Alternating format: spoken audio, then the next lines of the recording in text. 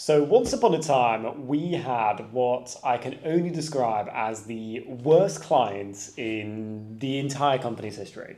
And this client fucked us over not once, and after that first time, we swore to never work with him ever again. Saw him off, said, right, that's it, he's done, we're never working with this guy's the devil. And then he came back a few months later, and we decided to, for some reason, lose our minds and work with this guy again, and he fucked us over a second time. Um, it's a little story about business, right? If a client fucks you over once, do not work with them again.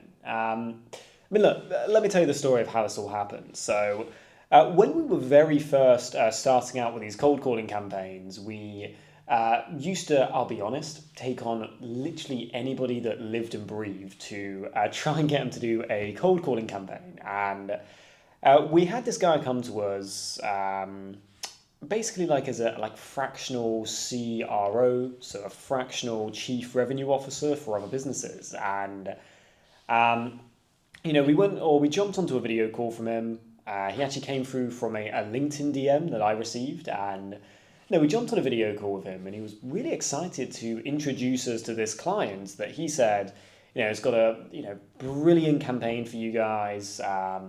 If this one goes well, I've got loads and loads of other clients that I want you guys to work with.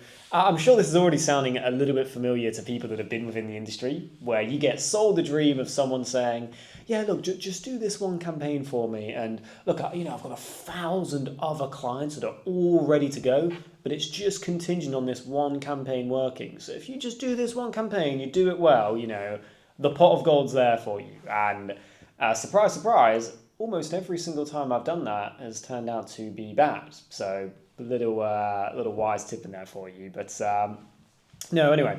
So the client came to us, booked us onto a call with one of his clients. We spent about 45 minutes on the call, talking through the entire campaign. What I thought was closing him. He was fully on board. And by the end of the call, they said, okay, perfect.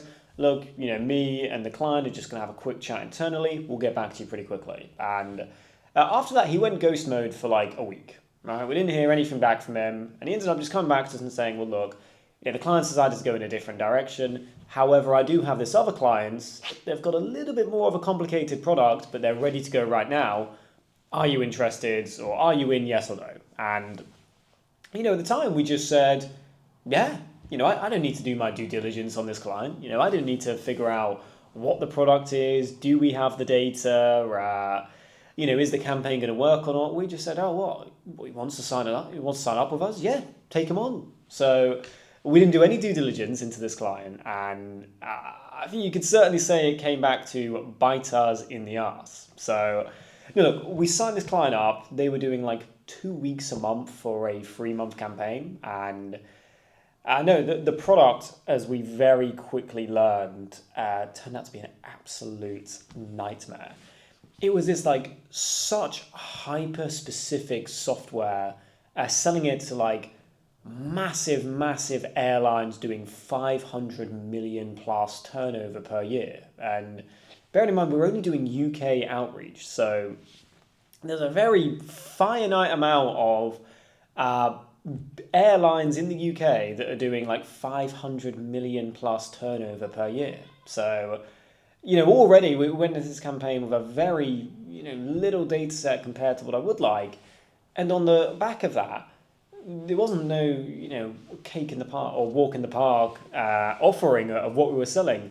We were trying to sell this such hyper complex, security software system into these airlines. And no, I just remember that the campaign being absolutely miserable to try and take off the ground. And I remember originally, we had got the client to sign a service agreement, and we were still just awaiting payment for him to pay. And, by this point, we're 2 or 3 weeks into the campaign. He still wasn't paid, but he's constantly saying, yeah, look, I'm just waiting to receive the funds from the client. As soon as I get that from the client, I'll send the funds to you immediately. Look, I want to get paid just as much as you guys do, so I'm really, really fighting in your corner for this. And, at the time, we kind of took it at face value. We said, okay, well, look, we've got a signed service agreement. It doesn't matter that the funds haven't been paid yet.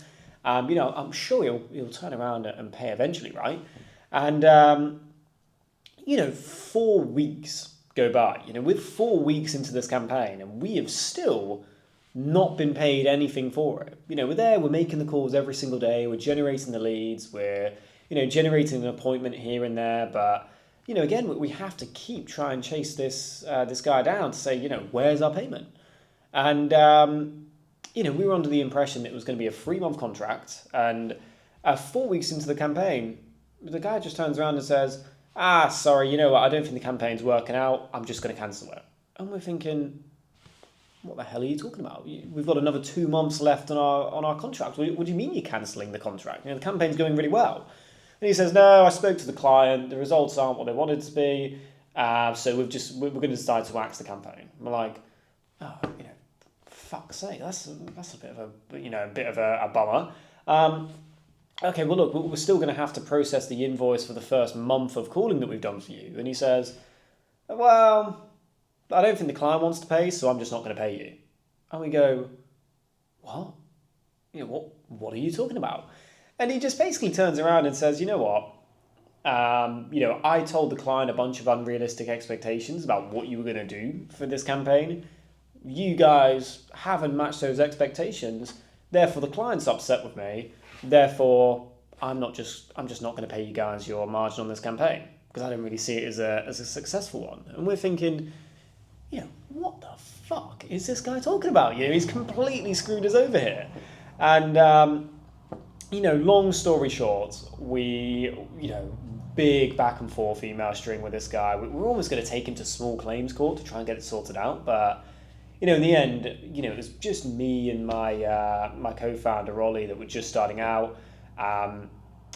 We didn't really have the manpower to go through like a lengthy legal battle with this guy to get it all sorted, regardless of if the work had been done. So, past a certain point, we just thought to ourselves, right, let's just take it on the chin, right? It's not ideal, but, these things happen, right? It's a part of business. I'm sure everyone out there has had a client that you've done work for and they haven't paid. And, that was the point in which we decided, okay, from now on, no matter what, I don't care who it is, I don't care if the company's on the NASDAQ, right? The client has to pay before any work can begin, right? That is the gold standard. We do not do any work from now on unless the client pays for the service. Yes, we've lost a bit of money on the campaign, but we've learned a very valuable lesson. So anyway, we go on like that, every client's paying up front, everything's good, and, about 3 or 4 months go by, and surprise, surprise, who gives us a message? None other than the clients that did not pay for the last campaign that he worked with us on. And he sends us a message just saying like, look, I don't want there to be any hard feelings about last time. Look, I didn't know, whether or not to even approach you guys with this, but I've got another client who's really interested in cold calling, a much simpler product for you guys. Would you be interested in taking a call? And we got back to him and said, like, look, right, would we be willing to work with this guy? Yes, but there's a couple of things that are going to have to change. Firstly, we're going to have to do our due diligence on the client, right? Figure out what this company sells first, right? And who they're selling it to before we decide whether or not we want to take the campaign on. And number two, above all else, he has to pay for the work up front, right? If he pays for the work up front, we will do the campaign. If he doesn't, it's a non-negotiable, right? We were not going to do the campaign. He got back to us and said, yeah, look, completely understand, that's completely fine, happy to put all of that into a contract for you, get it all working properly. And look, if this campaign goes well, I've got 100 clients that I want to roll it out for, I really do want to make this campaign work. And we went into it with like a little bit of better expectation, right? Thinking, oh, well, maybe this campaign's going to be different. And, again, I'll be honest, another super complicated software product. I don't know where he found these guys from, but another super complicated product. But you know what? It wasn't as bad. The only issue being is that we had to call into the UAE. So at the time zones that we were calling, we had to wake up at 4 a.m. London time every single day to come in and run this campaign. And we were working so hard on this campaign. He paid for the first 4 weeks up front, again in another 3-month contract, and First 4 weeks go by. Again, results are looking pretty good. We're generating a few leads here and there, but again, it's reaching out to these massive businesses over in the UAE, and we get to the fourth week. We issue the next invoice for us to get paid, and again, it just seems to be another delay. Coming out of nowhere. It's like, oh, perfect. Look, I'll get this paid. As soon as the client sends me the money, and we're thinking in our head like, oh, hang on, this isn't another repeat of last time, is it? And, well, look, let's cut a long story short. It is, right? He literally cuts us off again, not paying this invoice. We did another 4 weeks worth of work for him before we realised, hang on a minute, this guy is just not paying for the work. And the thing is, right, he was so snarky with some of these messages, calling us at 5 a.m. to make sure we were in the office and we were calling, trying to just basically try and catch us with our pants down by, calling us out of nowhere and just saying, oh, yeah, oh, you are actually working. Oh, okay. Just wanted to make sure you were actually making the calls and not just faking the call stats. And, it was just completely out of line. And, my bit of advice for anyone starting a business, right, is to always take the money, right, up front. Do not do any work unless you get paid for it first. And I'll be honest, with clients like that are just absolute nightmares to work with, trust me, they are not worth the hassle. I know the money looks good on paper and you think like, oh, so did we, right? We needed the money when we were first starting. But if I had a time machine and I could go back in time, I just would have never taken on board a client like that to begin with. And, it's the same in any industry, right? Whether it's cold calling or marketing or software or whatever it is, right?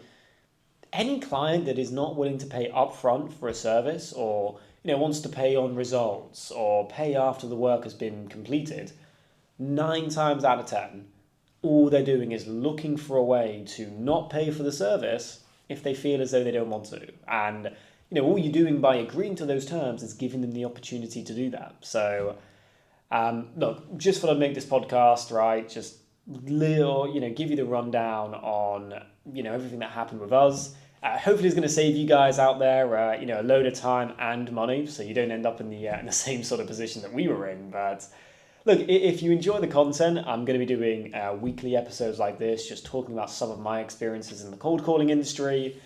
Pretty much everything I do here is about cold calling breakdowns, strategies, script handlings, and things like that. So if that sounds like the kind of content that you'd be interested in watching more of, hit the like button, hit the subscribe button, and stay tuned for more.